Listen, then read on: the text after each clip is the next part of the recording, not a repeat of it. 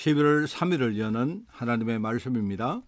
오늘 본문은 마태복음 8장입니다. 마태복음 8장 14절부터 17절. 제가 가진 성경으로 신약성경 12쪽의 말씀이 나옵니다. 마태복음 8장 14절에서 17절 말씀을 제가 봉독을 합니다. 예수께서 베드로의 집에 들어가사 그의 장모가 열병으로 앓아 누운 것을 보시고 그의 손을 만지시니 열병이 떠나가고 여인이 일어나서 예수께 수종들더라. 저물매 사람들이 귀신 들린 자를 많이 데리고 예수께 오거늘 예수께서 말씀으로 귀신들을 쫓아내시고 병든 자들을 다 고치시니 이는 선지자 이사야를 통하여 하신 말씀에 우리의 연약한 것을 친히 담당하시고 병을 짊어지셨도다 함을 이루려 하심이더라. 아멘. 자, 오늘 제목은 기도하면 질병이 왜 떠나가는가 하는 제목입니다. 기도하면 질병이 떠나가는데 그럼 이유가 무엇인가 하는 그거죠. 오늘 서론을 읽어보면 구원받은 자는 누구나 우리가 치유할 수 있다. 그렇습니다. 그러니까 하나님이 이 치유라는 이 권능을 우리에게 주신 것입니다. 그죠? 또 다르게 말하면 구원받은 사람은 그때부터 반드시 우리가 치유받아야 된다. 그죠? 그래서 우리가 이제 이 치유를 할 때에 순서를 우리가 잘 생각을 해야 됩니다. 순서를. 이제 많은 사람들이 복음 가지고 치유한다는데 이 우선순위가 틀린 경우가 너무 많아요. 그래서 실제로 치유가 일어나지 않고 또한 치유가 되었다 해도 오히려 그 다음에 더 큰 문제를 당하는 그런 경우를 우리가 많이 봅니다. 그래서 우리가 제일 먼저 해야 될 게 뭐냐? 복음 치유가 돼야 된다. 복음 치유. 왜냐니까 인간이 우리가 치유받는다는 말은요, 이제 질병이 있으니까 치유받는 것인데 이 질병은 육신적인 질병이나 우리 정신적인 질병이나 이런 것들은요, 그냥 일어나는 것이 절대로 아닙니다. 보다 더 근본적인 문제가 있다는 말이죠. 그 근본 문제가 눈에 안 보이기 때문에 세상 사람들이 모르는 것이지 실제로 근본 문제가 있는 겁니다. 그죠? 그리고 그 근본 문제는 뭐냐니까 하나님을 떠난 거예요. 인간이 하나님을 떠나고 인간이 원래 하나님 안에서 우리가 축복을 누리게 지원받은 존재인데 인간이 실제로 하나님을 떠나다 보니까 그죠? 말하자면 그게 성경이 말하는 신약에 우리가 말하는 뭐죠? 이제 하나님을 떠나는 원죄라고 말합니다. 원죄. 아담과 하와가 하나님을 떠난 사실이 바로 죄입니다. 그게 원죄이고 그 원죄로 말미암아 그 뒤에 많은 죄가 생기는데 그걸 우리가 아들 자자를 써서 자범죄 그리고 원죄로 말미암아 파생되어진 범죄라 그렇게 말하죠. 이게 바로 하나님을 떠나다 보니까 인간이 그때부터 인간에게 저주가 다가옵니다. 왜냐 이 원죄로 말미암은 저주죠. 이 저주가 우리 안에 뿌리 깊게 그렇게 우리가 자리를 하고 있고 사실은요 이 세대가 지날수록 뭡니까 이 저주가 대물림되어서 계속 이렇게 전달되어 오는 겁니다. 그 핵심은 뭐냐니까 바로 그렇게 만드는 존재가 있는데 그게 흑암 말하자면 사단이죠. 사단. 이런 근본 문제를 세상 사람들은 모릅니다. 의사들이 그걸 모르고 그냥 눈에 보게 되면 표면만 치료를 합니다. 아까 말했지만 치유가 잘 되지도 않을 뿐만 아니라 치유가 된다고 봐도 금만 되는 것이기 때문에 그 다음에 더 큰 문제 온다 이 말입니다. 그래서 우리가 가장 먼저 복음 치유가 일어나야 된다. 그죠?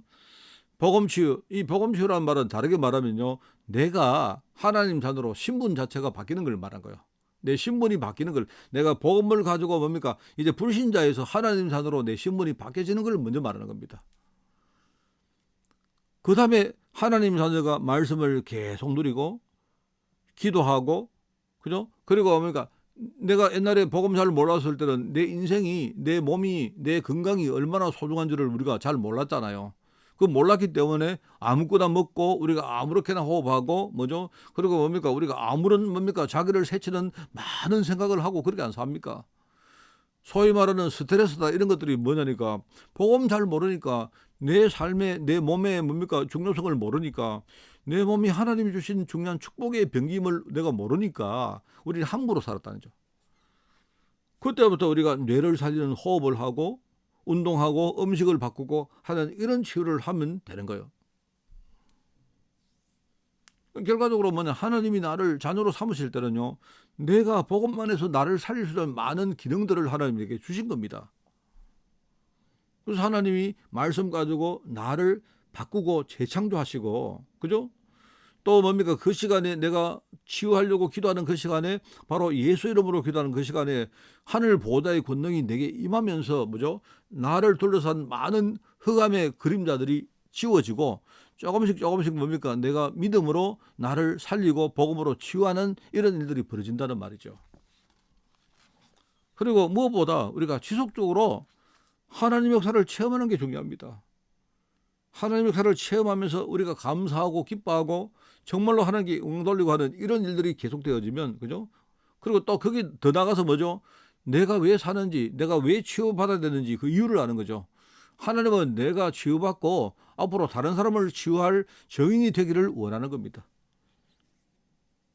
이런 것들을 가지고 내가 아침에 기도의 줄을 잡고, 그리고 낮에는 뭡니까? 눈에 보이는 걸 전부 다 보면서 뭐죠? 우리가 거기에 의미도 답도 찾고, 또 밤에는 뭡니까? 이런 것들을 하루 정리하면서 우리가 집중적으로 깊이 기도하는 시간을 가지면 된다. 이게 여러분 유일하게 우리가 치유할 일종의 뭡니까? 흐름이고, 이게 로드맵입니다. 그래서 오늘 우리가 알 게 첫 번째, 성경에는 이런 치유를 약속하고 있는 겁니다. 성경에 약속된 치유는 전부 다 이런 겁니다. 바로 그리고 성경에 나오는 치유는요, 전부 다 그 뒤에 치유로 끝이 아니고 치유가 되어지면요, 그 뒤에 전도의 큰 문이 열렸다. 그래서 전도할 시스템인 교회가, 그죠? 실제로 전도라는 말은요, 치유라는 말하고 함께 통하는 말이고요. 그래서 오늘 두 번째는 뭐냐? 바로 예수님이 그렇게 하신 거 아닙니까? 예수님이 바로 근본적인 부분부터 치유했다. 근본적인. 아까 제가 설명했죠. 원죄, 조상죄, 잡음죄로 인한 병과 그리고 마귀가 주는 여러 가지 눈에 안 보이는 정신적인, 그죠? 이런 영적인 그런 병들이 있습니다. 그리고 또 이런 것들 많이 있지만 전부 다 뭐죠? 또 하나님은 그 병을 활용해서 하나님 뜻을 이루십니다. 모든 것을 합력해서 선을 이루시는 하나님이 바로 이런 것들을 합력해서 뭐죠? 하나님의 뜻을 이루시는 겁니다. 자, 그리고 세 번째로 뭐죠? 그런데 지금 세상에는 잘못된 치유, 우선순위가 틀린 치유, 그죠? 제대로 겉만 치유되어지는 이런 것들이 성행하고 있다 이 말이죠. 영적인 부분을 모르고 우리가 의술과 약에만 그렇게 의존하면 안 됩니다. 그럼 영적인 부분을 무시하고 육신적으로만 우리가 뭘 하면 그거는요 안 되게 되어 있습니다. 또 여기 또 반대 또 이런 거 있습니다. 또 너무 어떤 사람은요 영적인 이야기만 하는데 또 육신은요 되게 이렇게 뭐죠 막 좀 무시합니다. 뭐 그냥 오직 기도한다고 하면서요 그것도 틀린 겁니다. 영혼과 육신은요 항상 뭡니까 한 영역 속에 같이 가는 겁니다. 그게. 그래서 우리가 아까 영적인 우리가 상태를 바꾸고 이렇게 하면 차근차근 뭐죠 하나씩 하나씩 우리가 이렇게 뭡니까 스텝 바이 스텝으로 이렇게 치유해 나가면요 그럼 반드시 치유되어지고 이 경우에는요 재발되지 않습니다. 여기 이제 그게 네 번째거든요. 치유할 때 우리가 우선순위입니다. 영적 치유를 먼저 하고 그리고 뭡니까 이제 내가 하나님 자녀가 됐기 때문에 나는 죄를 끊고 내 환경을 내 생활의 환경들을요 이제는요 불신앙의 환경에서 믿음의 환경으로 바꾸고 그리고 병원에 다니면서 의사의 진료도 받고 약의 도움도 얻고 또 열심히 운동하고 재발되지 않도록 면역도 키우고 이렇게 하는 겁니다. 하면서 뭐죠? 우리가 항상 복음 누리고 하면요. 내가 얼마나 이 받은 구원이 감사하겠습니까? 그러면요. 세상에 어떤 정신적인 어떤 뭡니까 스트레스가 와도 다 이겨낼 수 있습니다. 그 우리가 예배할 때마다 진짜 말씀으로 은혜 받고 여러분이 말씀 들을 때 진짜 감동받고 은혜 받는 게 중요해요. 한 번만 여러분이 끝내지 말고 여러분이 한 주간 사시면서 말씀을 계속 묵상해 보시면요. 하나님이 내게 주신 축복이 얼마나 큰지 참 이게 이루 말할 수가 없습니다. 그러면서 항상 뭐죠? 우리가 영혼은 우리가 느껴지지 않기 때문에 나의 정신세계와 나의 뇌와 그죠? 나의 의식과 또 내 마음속에 담겨진 것들과 그리고 나의 육신과 또 나의 삶과 이런 것들을 함께 생각하면서 우리가 늘 호흡하고 운동하고 음식을 여러분이 가려서 드시고 이렇게 하는 거죠. 그러면서 나중에 치유받은 이후에 뭐 합니까? 우리가 진짜 감사하면서 믿음을 우리가 지속하면서 감사한 마음으로 우리가 현장에서 우리가 정인되는 것입니다. 왜요? 현장에는요 지금 현장에 아픈 사람들 너무 많은데 이게 문제가 아니고요. 아픈 사람들이 문제가 아니고 아픈데 질병이 있는데 하나님의 계획을 모르는 겁니다. 이게 문제인 겁니다. 사람들이. 그런데 이 사람들에게 여러분이요, 만약에 가서 진짜 복음을 제대로 이야기해 주면, 만약에 눈에 보이는 내 질병이 치유되지 않는다 해도, 그죠? 오히려 뭡니까? 오히려 그 질병으로 말미암아 더 큰 축복을 누리게 되는 이런 사람들이 일어날 수 있단 말이죠. 바울이 고린도후서에 안 나옵니까? 바울이 자기의 질병 때문에 기도하는데 하나님이 뭐라 합니까? 하나님이 내 은혜가 너에게 족하다. 쉽게 말하면 너는 그 질병을 가지고 살아라, 이 말입니다. 왜요?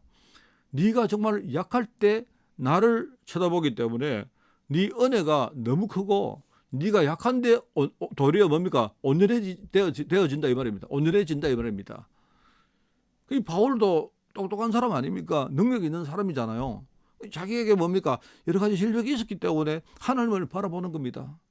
그때마다 하나님은요, 바울에게 힘을 주시고, 바울이 오히려 그것 가지고 그런 상태지만 오히려 그것 가지고 늘 하나님의 은혜 누리면서 현장에 증인된 것이요. 이게 우리가 해야 될 바로 질병 치유입니다. 여러분, 정말로 내가 볼 때 마음이 제일 중요합니다. 여러분이 이 말씀을 듣고요, 그래, 내가 질병이 있지만 그래, 이 질병은 나에게 문제가 아니다. 내가 오히려 복음 모르는 것이 문제지, 오히려 이 질병이 나로 하여금 복음을 깨닫게 한다면 이건 하나님의 축복이다, 이렇게 생각하고 여러분이 진짜 복음 깨닫고 그 다음에 여러분이 깊이 복음 속으로 들어가 보면요, 그러면요 이제 시간이 지나면서 조금씩 나의 몸도, 나의 삶도, 내 경제도, 내 현장도 전부 다 여러분이 바뀌게 되어집니다. 이런 생명의 운동이 여러분에게 일어나기를 예수님 이름으로 축원을 드립니다. 하나님 아버지 감사합니다. 우리에게 정말로 질병 문제 정복될 수 있도록 주님이 축복하여 주옵소서. 오늘 하루 우리 모든 성도들이 우리의 질병과 우리의 가난과 우리의 모든 현실을 넘어설 만큼 하나님의 복음으로 충만하게 하옵소서. 감사드리며 예수님의 이름으로 기도드리옵나이다. 아멘.